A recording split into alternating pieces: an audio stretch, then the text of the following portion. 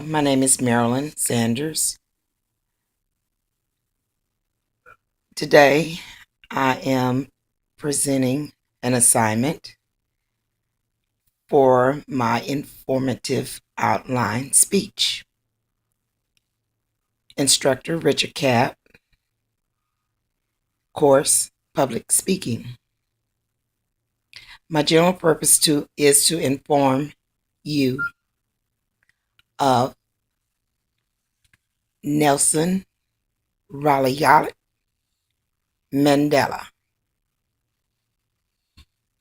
My specific purpose is to provide you with a general understanding of the life and legacy that he led.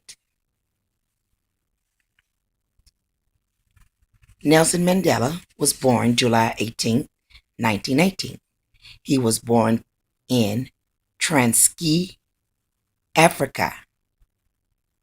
His birth name means to pull a branch off the tree, and also a troublemaker. Back in the day, they used to have, like in different tribes and in different small villages, they use names that meant something.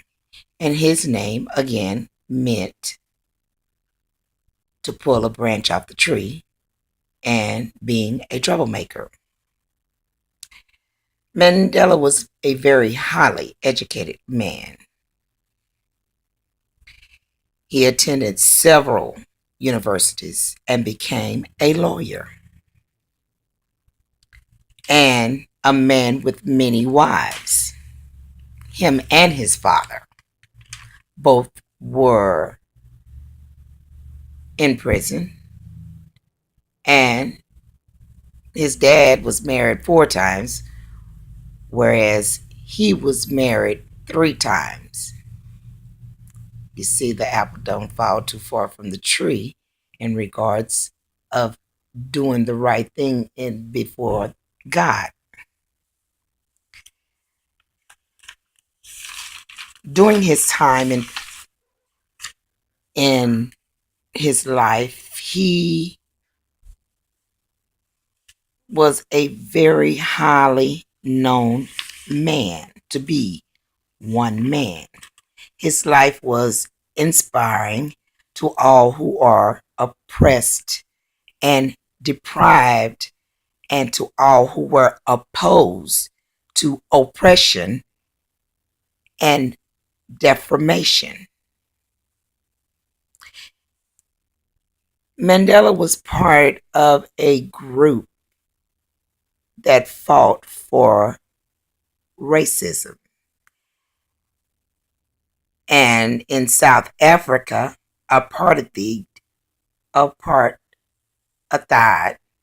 was a policy that segregation and discrimination grounds were what he fought so hard for against the Republic people of South Africa.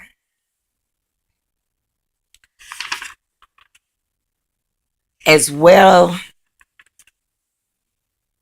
he was a statesman and one of the world's largest detained political prisoners. Nelson Mandela has become an extraordinary figure of non-racialism and democracy. He was an international famous figure in the 20th century. Political history of Africa. Mandela explored life as we know historically now, because he is no longer with us. He became a person whoever you thought he was. His face and about him were many. He was in the army. He represented a lot of movements that were just. He was about justice. Although there were consequences that he had to undergo. Him and about 19 others were charged with suppressing Communist Act, which they were guilty of in the eyes of their law, South Africa's laws, and end up having to do 9 months hard labor around 1952. This man been around a long time. In 1956, he had to undergo a treason trial. Him and about 9 of them were in 1963. No, it was 10. Had to had to be what they was calling the Ravania trial, and they were guilty and had to do. They were sentenced to life in prison, and it was just not blacks.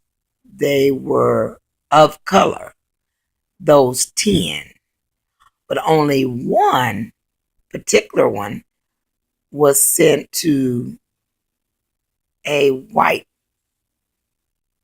prison in the country. But Mandela and the others were sent to an island, of which he wrote a book. But let's go back.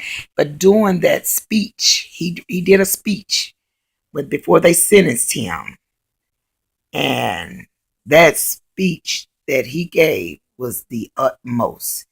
And in that courtroom, which was called the courtroom speech on April the 20th, 1964, stating how he fought against the white and the black domination and how he was prepared to die.